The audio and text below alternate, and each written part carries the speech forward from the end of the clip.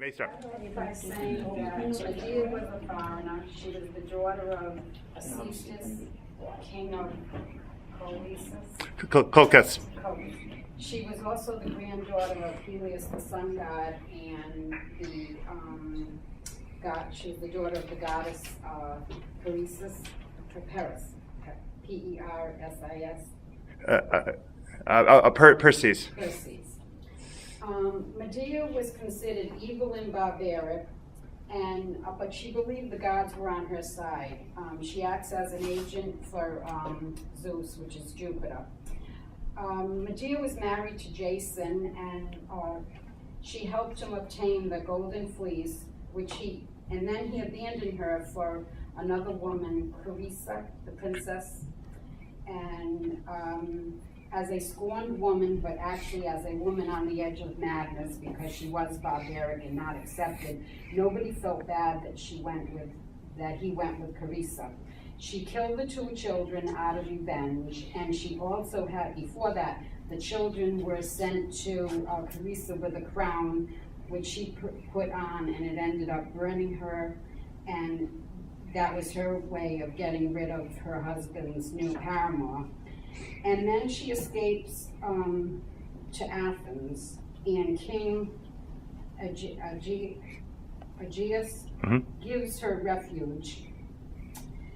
And there's no sympathy for her because she is extreme in everything she does. She's full of hatred. She lives on the edge of madness. And she has given everything to get the love of a man. And when she has been scorned, she takes revenge. She is a horrible person, and she does not deny the deeds she has done.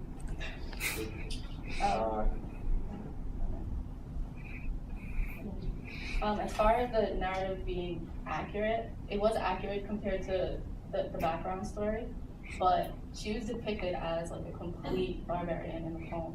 And if you don't know the background story of what happened and how it came about, like when I read the poem first, I thought, wow, she's completely crazy, she's insane. But then doing some type of research and then knowing the things that happened and why it happened that way, and she was a woman scorned, and she wasn't just completely crazy killing people's children, then you see that it actually makes sense and it was accurate. Well, does the writer appear sympathetic to her? No. You see that in evidence in how what he does when he talks about Medea. He compares her to Carissa, the lady that Jason apparently left her for. He elaborates on her background about she comes from a very beautiful place in a stature and a wealth, where he paints Medea out to be a piece of trash, basically nothing. He elaborates, not only does he give details, but he elaborates in those details about her.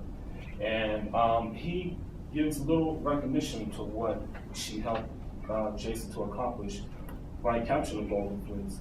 He always seems to have anything that is negative about her.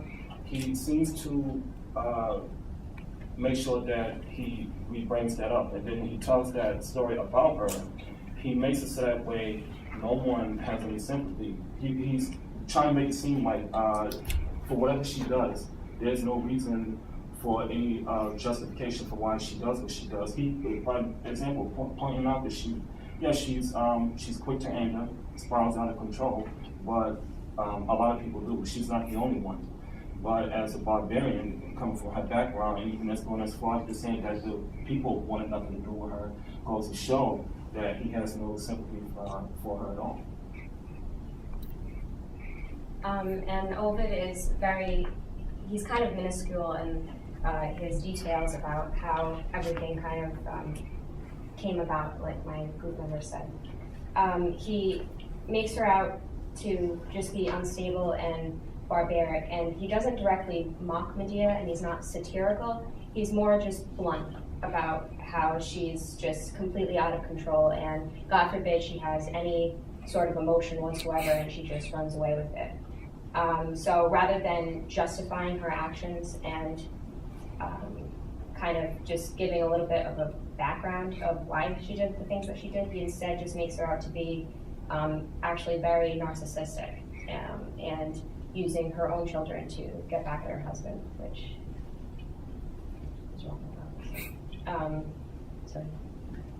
This is not a typical love letter. It's more of like a revengeful, hateful letter, and it's not humorous at all. Like, she goes with suicide, so nothing funny about that.